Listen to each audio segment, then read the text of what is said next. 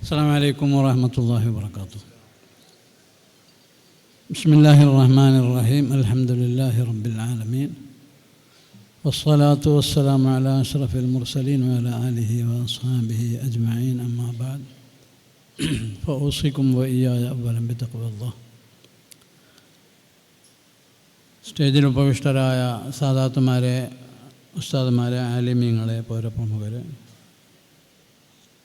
മഹത്തായ പരിപാടിയിൽ സംബന്ധിക്കാനെത്തിയ വിവിധ സ്ഥലങ്ങളിൽ നിന്ന് വന്നു ചേർന്ന സഹോദരങ്ങളെ, പൗരപ്രമുഖരെ, മഹല്ല് കമ്മിറ്റി ഭാരവാഹികളെ, പ്രിയപ്പെട്ട വിദ്യാർത്ഥി സുഹൃത്തുക്കളെ, അല്ലാഹു സുബ്ഹാനഹു വ തആല നമ്മുടെ ഈ ഒത്തുകൂടൽ സാലിഹ അമലായി ഖബൂൽ ചെയ്യട്ടെ. ആമീൻ. മഹാനായ നബി സല്ലല്ലാഹു അലൈഹി വസല്ലമ തങ്ങളെ സംബന്ധിച്ചുള്ള അപദാനങ്ങൾ പ്രകീർത്തിക്കാനും തങ്ങളുടെ ജീവിത ഏടുകൾ മനസ്സിലാക്കാനും അതിൻ്റെ അന്തസ്സത്ത ഉൾക്കൊള്ളാനും അങ്ങനെ നബി സല്ലല്ലാഹു അലൈഹി വസല്ലമ തങ്ങളെ പിൻപറ്റാനുള്ള ഒരു അന്തഃച്ഛോദന ലഭിക്കാനുമൊക്കെയാണ് ഈ പരിപാടി സംഘടിപ്പിക്കപ്പെട്ടിട്ടുള്ളത്. ഇൻഷാ അല്ലാഹ് വളരെ വിപുലമായി വിവിധ സ്ഥലങ്ങളിൽ ഈ പരിപാടിയുടെ ഭാഗമായി വ്യത്യസ്ത ചടങ്ങുകൾ സംഘടിപ്പിക്കപ്പെടും. അതെല്ലാം വളരെ ഭംഗിയായി നടത്താനും സംഘടിപ്പിക്കാനും മുഅ്മിനീങ്ങൾക്ക് അത് ഉപകാരപ്രദമാകാനും സർവശക്തനായ അല്ലാഹു തൗഫീഖ് നൽകുമാറാകട്ടെ. ആമീൻ. ദുആ ചെയ്യാം. 21-ാം നൂറ്റാണ്ടിലാണ് നമ്മൾ ജീവിക്കുന്നത്. ഈ അധുനാതന കാലഘട്ടത്തിൽ മഹാനായ നബി സല്ലല്ലാഹു അലൈഹി വസല്ലമ തങ്ങളുടെ പ്രസക്തി, തങ്ങളുടെ ജീവിത സന്ദേശങ്ങളുടെ പ്രൗഢി, അവയുടെ സ്വീകാര്യത, ഇതൊക്കെ മനസ്സിലാക്കാനാണ് നമ്മൾ ഇത്തരം സന്ദർഭങ്ങൾ ഉപയോഗപ്പെടുത്തേണ്ടത്.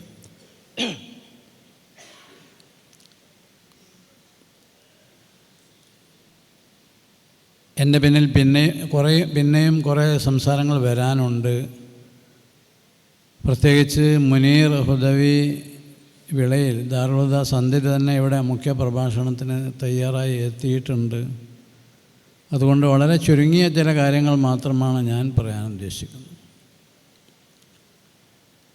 ഒന്നാമത്, അല്ലാഹു തആല പറഞ്ഞത് നിങ്ങൾക്ക് നിങ്ങളിൽ നിന്ന് തന്നെയുള്ളൊരു റസൂൽ വന്നിരിക്കുന്നു. ലഖദ് ജാഅക്കും റസൂലുൻ മിൻ അൻഫുസിക്കും അസീസുൻ അലൈഹി മാ അനിത്തും ഹരീസുൻ അലൈക്കും ബിൽ മുഅ്മിനീന റഊഫുർ റഹീം.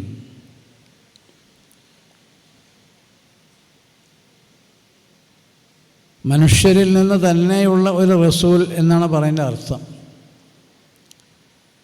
അതിലിപ്പോൾ എന്തത്ര പ്രത്യേകത, കൗതുകം, പ്രസക്തി എന്നൊക്കെ ചിലർ ആലോചിക്കും. വളരെ ചുരുക്കി പറഞ്ഞാൽ, റസൂലായി നിയോഗിക്കാൻ പറ്റിയ ഒരാൾ അന്ന് ലോകത്തുണ്ടായിരുന്നില്ല എന്നാണ്.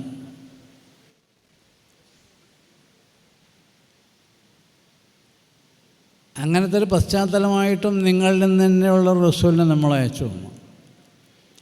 അറേബ്യയിൽ ജാഹിലിയത്ത് കൊടികുത്തി വാഴുകയായിരുന്നു അന്ന്.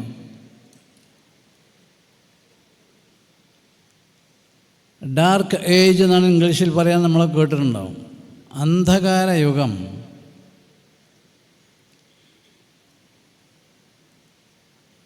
ഖുർആനിലും ആ പദം പ്രയോഗിച്ചിട്ടുണ്ട്. എന്നാൽ എന്ന് പറഞ്ഞാൽ മനുഷ്യൻ്റെ ഒരു സംസ്കാരവും മാന്യതയും മഹത്വവും ശ്രേഷ്ഠതയും ഒന്നുമില്ലാത്ത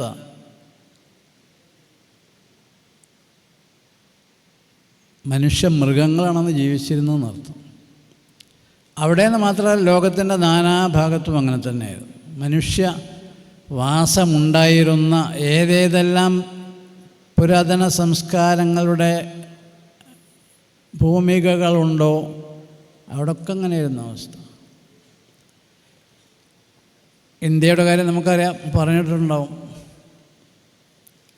സാംസ്കാരികമായി വളരെ വളരെ അധപ്പതിച്ചൊരു മനുഷ്യ സമൂഹം. ചൈനയിലും അങ്ങനെ തന്നെയായിരുന്നു.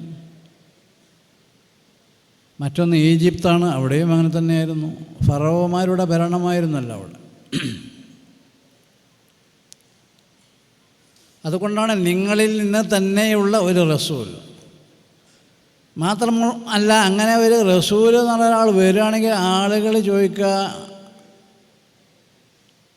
ഞങ്ങളുമായുള്ളൊരു മനുഷ്യനെ ഞങ്ങൾ പിൻപറ്റുക.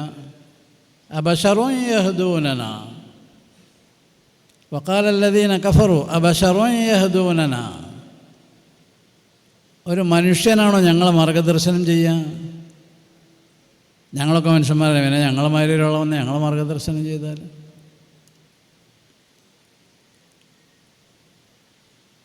ഖുർആൻ ഒരുപാട് സ്ഥലത്ത് ഈ വിഷയം ചർച്ചാ വിധേയമായിട്ടുണ്ട്. റസൂൽ മനുഷ്യനായി വന്നാൽ അവർ പറയും, നീ ഞങ്ങളുമായുള്ളൊരു മനുഷ്യൻ തന്നെയല്ല. ആ ചോദ്യത്തിന് ഉത്തരമാകണമെങ്കിൽ മലക്കിനെ അയച്ചിട്ട് റസൂലാക്കണം. മലക്കിനെ അയച്ചാലോ മനുഷ്യന് കാണാൻ കഴിയില്ല. മലക്കുകൾ ഇവിടെ ഒക്കെ ഉണ്ടല്ലോ, നമ്മുടെ അടിയിലൊക്കെ, കാണാൻ കഴിയില്ല. അപ്പം പിന്നെ അവർക്ക് കാണണമെങ്കിൽ ഒരു മനുഷ്യൻ്റെ കോലത്തിലാക്കണം മലക്കിനെ. അപ്പോൾ ഇവർ പറയും, ഞങ്ങളുമായുള്ള മനുഷ്യൻ തന്നെയുള്ള അയാൾ, പിന്നെ എങ്ങനെ അയാളെ പിൻപറ്റുക? അത് അള്ളാഹു അങ്ങനെ തന്നെ പറഞ്ഞിട്ടുണ്ട്, വലൗ ജഅൽനാഹു മലകൻ ലജഅൽനാഹു റജുലൻ വലലബസ്നാ അലൈഹിം മാ യൽബിസു. അയക്കപ്പെടുന്ന റസൂൽ ഒരു മലക്കാണെങ്കിൽ മനുഷ്യർക്ക് അവരെ കാണണമെങ്കിൽ, അദ്ദേഹവുമായി അഭിമുഖ സംഭാഷണങ്ങൾ നടത്തണമെങ്കിൽ ഒരു മനുഷ്യനാക്കണം, മനുഷ്യൻ്റെ കോലത്തിലാക്കണം, ഒരു ആണാക്കണം. വലൗ ജഅൽനാഹു മലകൻ ലജഅൽനാഹു റജുലൻ. അവരെ മാതിരി ഒരു ആണാക്കണം ഈ മലക്കിന്. അപ്പോഴോ അപ്പോൾ വീണ്ടും പഴയ പ്രശ്നം വരും, വലലബസ്നാ അലൈഹിം മാ യൽബിസ്. അപ്പോൾ അങ്ങനെ റസൂലായി അയക്കപ്പെടാൻ പറ്റിയ ഒരൊറ്റ മനുഷ്യനും ജീവിച്ചിട്ടില്ലാതിരുന്ന ആ ലോകത്ത് നബി സല്ലല്ലാഹു അലൈഹി വസല്ലമ തങ്ങളെ അല്ലാഹു തആല അയച്ചു. എന്നിട്ട് അന്ധകാരത്തിൽ വിലയിച്ചു കഴിഞ്ഞിരുന്ന ലോകത്തെ 2 പതിറ്റാണ്ട് കാലം കൊണ്ട് മാതൃകായോഗ്യമായൊരു സമൂഹമാക്കി അല്ലാഹു മാറ്റി.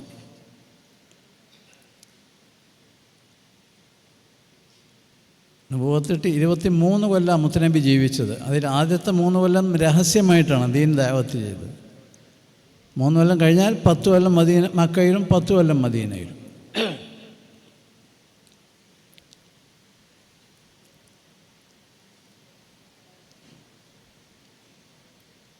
ഈ 20 കൊല്ലക്കാലം കൊണ്ട്, അല്ലെങ്കിൽ ഈ ചുരുങ്ങിയ ഒരു കാലഘട്ടത്തിനകം നബി സല്ലല്ലാഹു അലൈഹി വസല്ലം തങ്ങൾ അവർക്കിടയിൽ ജീവിച്ചു. എല്ലാ അമ്പിയാ മുർസലീങ്ങളും അങ്ങനെ തന്നെ, ജനങ്ങൾക്കിടയിലേക്ക് അങ്ങോട്ട് ഇറങ്ങിച്ചില്ലായിരുന്നു. എന്നിട്ട് അവരെ ഒക്കെ മാതൃകായോഗ്യരാക്കി ഓരോരുത്തരെയും. എൻ്റെ സഹാബികൾ നക്ഷത്ര തുല്യരാണ്, അവരിൽ ഒരാളെ നിങ്ങൾ പിൻപറ്റിയോ അവൻ മാർഗദർശനം പ്രാപിച്ചു. ആരൊരാളെ പിൻപറ്റിയാൽ ബിഅയ്യിഹിം ഇഖ്തദൈതും ഇഹ്തദൈതും, ആരായാലും മതി. അത്രമാത്രം ഓരോ വ്യക്തിയും മാതൃകായോഗ്യനായി, ഓരോ വനിതയും മാതൃകായോഗ്യ ആയി എന്ന് ചരിത്രം പരിശോധിച്ചാൽ കാണാൻ കഴിയും.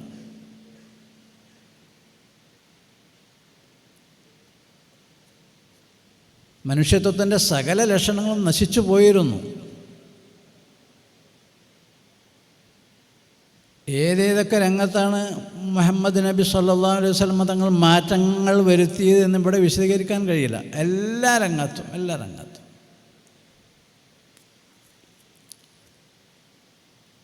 മനുഷ്യത്വം എന്നൊന്നുണ്ടല്ലോ, മാനവിക സംസ്കാരം, അത് ജീവിതത്തിലുടനീളം അവരിലൂടെ മഹാനായ നബി സല്ലല്ലാഹു അലൈഹി വസല്ലം തങ്ങൾ ലോകത്തിന് കാണിച്ചു. ആ സ്വഹാബികളാണ് പിന്നെ ലോകത്തിൻ്റെ നാനാഭാഗത്തേക്കും സഞ്ചരിച്ച് അവിടെ ഇസ്ലാമിൻ്റെ സന്ദേശങ്ങൾ എത്തിച്ചു കൊടുത്തത്. നമ്മുടെ ഇന്ത്യയിലും അവർ വന്നു.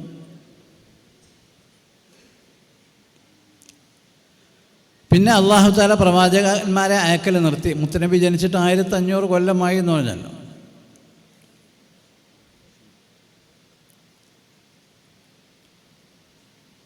എങ്ങനെ 1500 കൊല്ലം എന്ന് പറഞ്ഞാൽ 1447 ഇപ്പം നമ്മളുള്ളത്.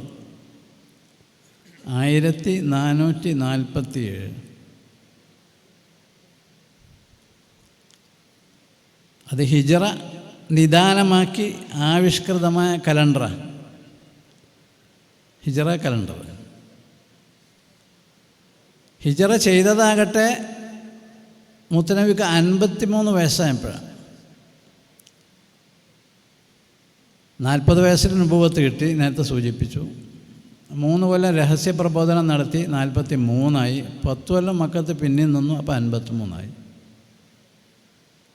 അപ്പോൾ 53 പ്ലസ് 1447, 1500.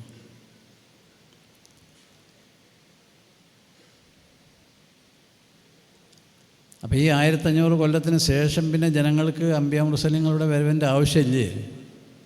ആവശ്യമുണ്ട്.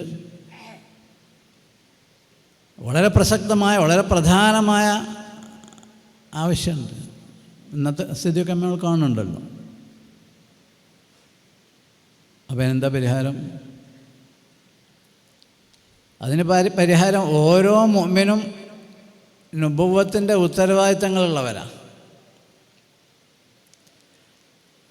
നേരായ വഴി പറഞ്ഞു കൊടുക്കുക, തെറ്റായ വഴി അല്ലെങ്കിൽ തെറ്റായ കാര്യങ്ങൾ ആരെയും ചെയ്യുമ്പോൾ അവരെ അത് ഗുണദോഷിക്കുക, ഉപദേശിക്കുക, അവരതിൽ നിന്ന് തടഞ്ഞു നിർത്തുക. ഇതാണ് അമ്പിയാ മുർസലീങ്ങൾ ചെയ്തത്.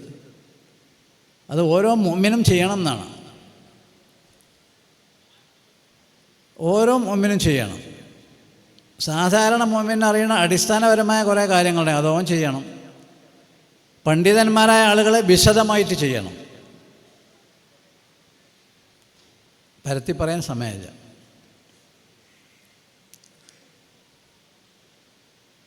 അപ്പം ലോകത്തിൻ്റെ നാനാഭാഗത്തും മുസ്ലിമീങ്ങളുണ്ടെന്ന്. ഉദയസൂര്യന് ചുവട്ടിലെങ്ങും, അഥവാ മനുഷ്യന്മാർ താമസിക്കുന്ന സ്ഥലങ്ങളിൽ എവിടെയും മുസ്ലിമീങ്ങളുണ്ട്. അവരീ കാര്യം നിർവഹിക്കണം. മുത്തനബിയെ നമ്മളെ ഏൽപ്പിച്ചു പോയതാണ്. അപ്പോൾ ഓരോരുത്തരും നമ്മൾ ചെയ്യണം. പിന്നെ സ്പെഷ്യലൈസ്ഡായ കുറച്ച് ആൾക്കാർ, അല്ലെങ്കിൽ പ്രത്യേക പരിശീലനം നൽകപ്പെട്ട, അറിവ് നൽകപ്പെട്ട ആളുകൾ സവിശേഷമായും അത് നിർവഹിക്കണം. അതാണ് ദാറുൽ ഹുദ നിർവഹിച്ചുകൊണ്ടിരിക്കുന്നത്. മറ്റു മതവിദ്യാഭ്യാസ സ്ഥാപനങ്ങളും അതാണ് നിർവഹിച്ചുകൊണ്ടിരിക്കുന്നത്. ദാറുൽ ഹുദ 40 കൊല്ലം മുൻപ് സ്ഥാപിതമായപ്പോൾ വളരെ വിപുലമായി ആ കാര്യം നിർവഹിക്കാൻ മഹാന്മാരായ പണ്ഡിതന്മാർ CH Haidarus Musliyar, MM Basheer Musliyar, doctor U Bapputty Haji തുടങ്ങിയ ആളുകൾ അത് വിപുലമായി ചിന്തിച്ചു. ദാറുൽ ഹുദയുടെ സംസ്ഥാപനങ്ങളിലും അതിൻ്റെ സഞ്ചാര പഥങ്ങളിലുമൊക്കെ സഹായ സഹകരണങ്ങൾ നൽകിയ എല്ലാ ആളുകൾക്കും അള്ളാഹു അർഹമായ പ്രതിഫലം നൽകുമാറാകട്ടെ, ആമീൻ എന്ന് നമുക്ക് ദുആ ചെയ്യാം. പല വിധത്തിലുള്ള സഹായങ്ങൾ. ഇന്നിപ്പോൾ ഈ ഓഡിറ്റോറിയം നമുക്ക് വിട്ടു തന്നത് ഇതിനുള്ളൊരു സഹായമാണ്. ഉണ്ണിയൻകുട്ടി ഹാജി സഹോദരന്മാർ അവരുടെ കുടുംബത്തിലൊക്കെ ഇതിൻ്റെ ഈ പുണ്യകർമ്മത്തിൻ്റെ സ്വീകാര്യത കൊണ്ട് അള്ളാഹു തആല സർവ്വവിധ ക്ഷേമ ഐശ്വര്യങ്ങളും നൽകുമാറാകട്ടെ, ആമീൻ നമുക്ക് ദുആ ചെയ്യാം. ഇങ്ങനെ ഒരു മീലാദ് ക്യാമ്പയിൻ്റെ ഉദ്ഘാടനം നടത്താൻ ഇങ്ങനെ സ്ഥലം വേണമെന്ന് പറഞ്ഞപ്പോൾ അവർ സസന്തോഷം അത് അനുവദിച്ചു തന്നു. ദാറുൽ ഹുദ ഒരു കൊല്ലം, ഒരു മാസം നടക്കാൻ 2.5 കോടിയിലധികം ഉറുപ്പിക വേണം. അതിൽ പല നിലക്കും സഹായ സഹകരണങ്ങൾ ചെയ്തുകൊണ്ടിരിക്കുന്ന ആളുകളുണ്ട്. നമ്മളൊക്കെ അതിൽപ്പെട്ടവരായിരിക്കും. നിങ്ങളൊക്കെ ധാരാളമായി വർഷങ്ങളായി, പതിറ്റാണ്ടുകളായി ദാറുൽ ഹുദയുടെ കൂടെ സഹസഞ്ചാരം നടത്തുന്നവർ. കൂടുതൽ കൂടുതൽ സഹായ സഹകരണങ്ങളിൽ നിങ്ങളിൽ നിന്നൊക്കെ കിട്ടണം. നമ്മുടെ സഹോദരങ്ങളിൽ നിന്ന്, സമസ്ത കേരള ജമിയത്തുൽ ഉലമായുടെ പ്രവർത്തകന്മാരിൽ നിന്ന്, അതിനെ സ്നേഹിക്കുന്നവരിൽ നിന്ന്, അതിൻ്റെ ഉപഘടകങ്ങളിൽ പ്രവർത്തിച്ചു കൊണ്ടിരിക്കുന്നവരിൽ നിന്ന്, ബഹുജനങ്ങളിൽ നിന്നൊക്കെ ധാരാളമായ സഹായ സഹകരണങ്ങൾ കിട്ടണം. അപ്പോഴേ അത്തഹിയ്യാത്ത് അറിയാത്ത, ശഹാദത്ത് കലിമ അറിയാത്ത, ഫാത്തിഹ സൂറത്ത് അറിയാത്ത, നേരത്തെ സൂചിപ്പിക്കപ്പെട്ടതുപോലുള്ള ആളുകളിൽ അള്ളാഹിൻ്റെ ദീനിൻ്റെ സന്ദേശങ്ങൾ എത്തിക്കാൻ കഴിയുള്ളൂ. വളരെ ആവേശമാണ് അത്തരം ആളുകൾക്ക് പഠിക്കാൻ. അങ്ങനെയാണ് നമ്മളെ അനുഭവം.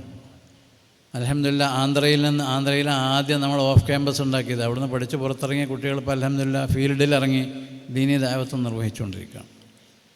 പിന്നെ തുടങ്ങിയത് ബംഗാളിലാണ്, വെസ്റ്റ് ബംഗാളിൽ ബീർഭൂമിൽ. അവിടെയുള്ള കുട്ടികൾ പുറത്തിറങ്ങി അവർ ബംഗാളിലും മറ്റ് സംസ്ഥാനങ്ങളിലൊക്കെ ആയിട്ട് ദീനീ ദഅവാ പ്രവർത്തനങ്ങൾ നടത്തിക്കൊണ്ടിരിക്കുകയാണ്. ആയിരക്കണക്കിന് ഹുദവികൾ പുറത്തിറങ്ങി അവർ ലോകത്തിൻ്റെ നാനാഭാഗത്തും ദീനീ ദഅവത്ത് നടത്തിക്കൊണ്ടിരിക്കുകയാണ്. ഓസ്ട്രേലിയയിൽ, ഏഷ്യയിൽ, ആഫ്രിക്കയിൽ, യൂറോപ്പിൽ, അമേരിക്കയിലൊക്കെ അവരുണ്ട്. വടക്കേ ഇന്ത്യൻ സ്റ്റേറ്റുകളിൽ അതിവിപുലമായ അവിടെയുള്ള മുസ്ലിം കുട്ടികൾക്ക് പ്രാഥമിക വിദ്യാഭ്യാസം നമ്മുടെ നാട്ടിലെ മദ്രസ പോലുള്ള സ്ഥാപനങ്ങൾ ഹുദവികൾ സ്ഥാപിച്ച് നടത്തിക്കൊണ്ടിരിക്കുകയാണ്. 2 വിദ്യാഭ്യാസവും നൽകാനുള്ള സംവിധാനങ്ങൾ സ്കൂളുകൾ അവർക്ക് ഏറ്റെടുത്ത് നടത്തിക്കൊണ്ടിരിക്കുകയാണ്. സ്കൂളുകൾ വാങ്ങി ഇസ്ലാമിക ദീനീ പരിഷ്കരണ പരിവർത്തനങ്ങൾ വരുത്തി സ്കൂൾ വിദ്യാർത്ഥികൾ മുമ്പ് 5 കൊല്ലം മുമ്പ് ചെന്നപ്പോൾ സ്കൂൾ വിദ്യാർത്ഥികൾ പെൺകുട്ടികളെ കണ്ടാൽ അറിയില്ല മുസ്ലിമോ ഗൈർ മുസ്ലിമോ എന്ന്.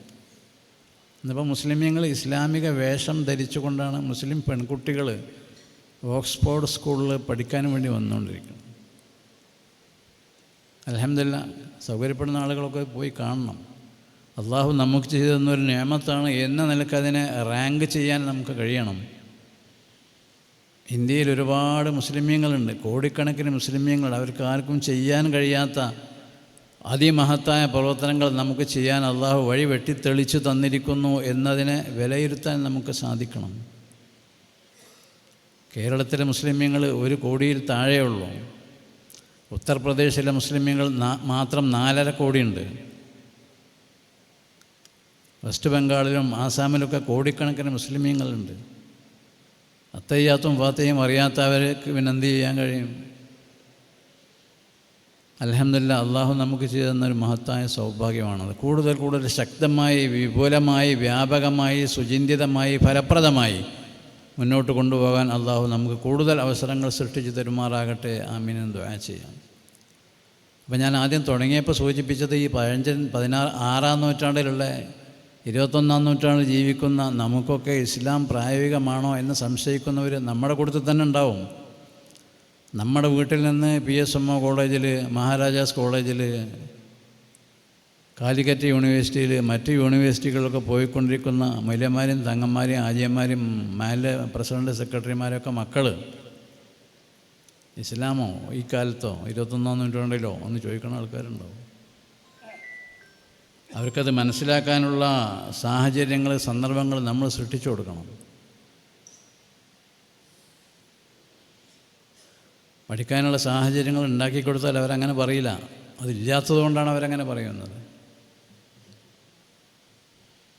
ഇസ്ലാമിൻ്റെ ബദ്ധവേരികൾ എന്ന് മൊത്തത്തിൽ മുദ്ര കുത്തപ്പെട്ട ഓറിയൻ്റലിസ്റ്റുകളിൽ പലരും ഇസ്ലാമിനെ പുകഴ്ത്തി എഴുതിയിട്ടുണ്ട്.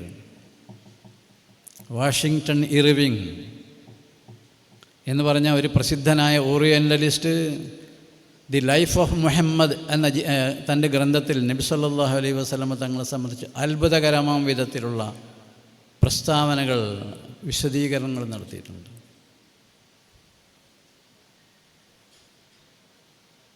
അങ്ങനത്തെ കുട്ടികൾ നമുക്കുണ്ടെങ്കിൽ അവരോട് പറഞ്ഞു കൊടുക്കണം എന്നൊക്കെ.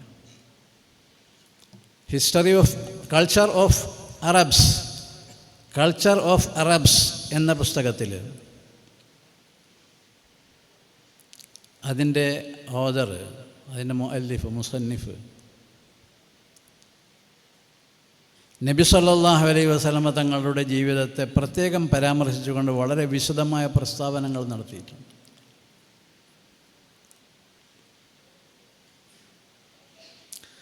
മഹൽ കൃത്യങ്ങൾ കൊണ്ടാണ് ഒരു മനുഷ്യൻ്റെ ജീവിതത്തിന് മൂല്യനിർണ്ണയം നടത്തപ്പെടുന്നതെങ്കിൽ ലോകചരിത്രത്തിൽ ഏറ്റവും മഹാനായ വ്യക്തിയാണ് മുഹമ്മദ് നബി എന്നാണ് ഒരിടത്ത് അദ്ദേഹം പറഞ്ഞിട്ടുള്ളത്.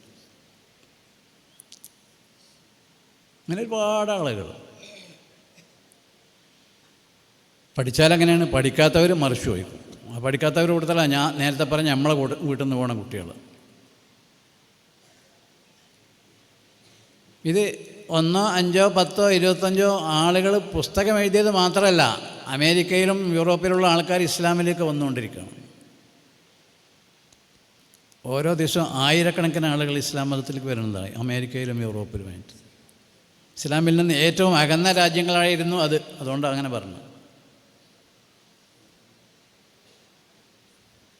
എന്തുകൊണ്ട്? മറ്റു മതങ്ങളിൽ നീണ്ട കാലം ജീവിച്ചിട്ട് ജീവിതത്തിന് ഒരു അർത്ഥമുള്ളതായിട്ട് അവർക്ക് മനസ്സിലാക്കാൻ കഴിഞ്ഞില്ല. അങ്ങനെ അവർ ഇസ്ലാമിനെ പറ്റി പഠിക്കുക.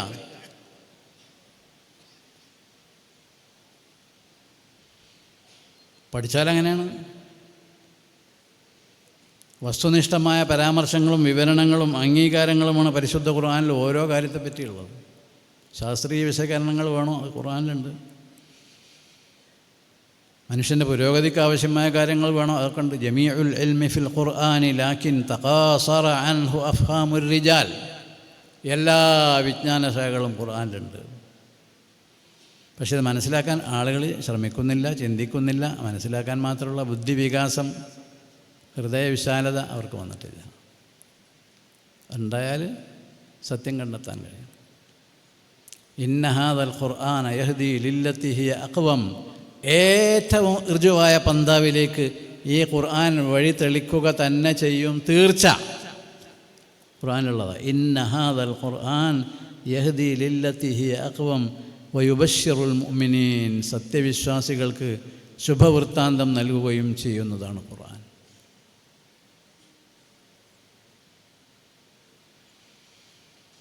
അപ്പം അതുകൊണ്ട് നമ്മുടെ മക്കൾക്ക്, നമ്മുടെ മഹല്ലത്തിലെ യുവജന വിദ്യാർത്ഥികൾക്ക്, ബഹുജനങ്ങൾക്ക്, നമ്മുടെ കഴിവിൽ പറ്റപ്പെട്ട മറ്റ് ആളുകൾക്ക് ഒക്കെ ഇസ്ലാമിക സന്ദേശങ്ങൾ കൈമാറേണ്ടതുണ്ട്. അതിനുള്ള പ്രതിഫലം ദുന്യാവിന്ന് കിട്ടും, ആഖിറത്തിന്നും കിട്ടും. ദുന്യാവിന്ന് കിട്ടൽ എങ്ങനെയെന്ന് വെച്ചാൽ ജീവിതത്തിൽ, മക്കളിൽ, സ്വത്തിൽ, സമ്പാദ്യങ്ങളിൽ എല്ലാം ബർക്കത്തുണ്ടാവും. അങ്ങനത്തെ ആളുകളോട് കൂടെയാണ് അള്ളാഹു എന്ന ഖുർആനിൽ ഒരിടത്തുള്ളത്. ഇന്നല്ലാഹ മഅല്ലദീന തഖവ്വ വല്ലദീന ഹും മുഹ്സിനൂൻ. അള്ളാഹുവിനെ തഖ്വ ചെയ്യുന്നവരാവുകയും പുണ്യകർമ്മങ്ങൾ അനുഷ്ഠിക്കുന്നവരാവുകയും ചെയ്താൽ അവരോടൊപ്പം അള്ളാഹു ഉണ്ട്, തീർച്ച. ഇന്നല്ലാഹ മഅല്ലദീന തഖവ്വ വല്ലദീന ഹും മുഹ്സിനൂൻ. അപ്പോൾ അതുകൊണ്ട് നമ്മുടെ എല്ലാ വിദ്യാഭ്യാസ സ്ഥാപനങ്ങളും, അൽഹംദുലില്ലാഹ്, ചമ്മാട് മഹല്ലത്തിൽ ഇപ്പം പെൺകുട്ടികൾക്ക് പഠിക്കാൻ സ്ഥാപനമുണ്ട്. ഉയർന്ന പഠനത്തിന് സ്കൂൾ വിഷയങ്ങളും ദീനീ വിഷയങ്ങളും ഒന്നിച്ചു പഠിക്കാൻ ഖിദ്മ വിമൻസ്, പിന്നെ ഒരുപാട് സംവിധാനങ്ങൾ. ഇതൊക്കെ കൂടുതൽ ശക്തമായി മുന്നോട്ട് കൊണ്ടുപോകണം. എനിക്ക് സംസാരിക്കാൻ അനുവദിച്ച 25 മിനിറ്റായി ഞാൻ നിർത്തുകയാണ്. അസ്സലാമു അലൈക്കും വറഹ്മത്തുള്ളാഹി വബറകാതുഹു.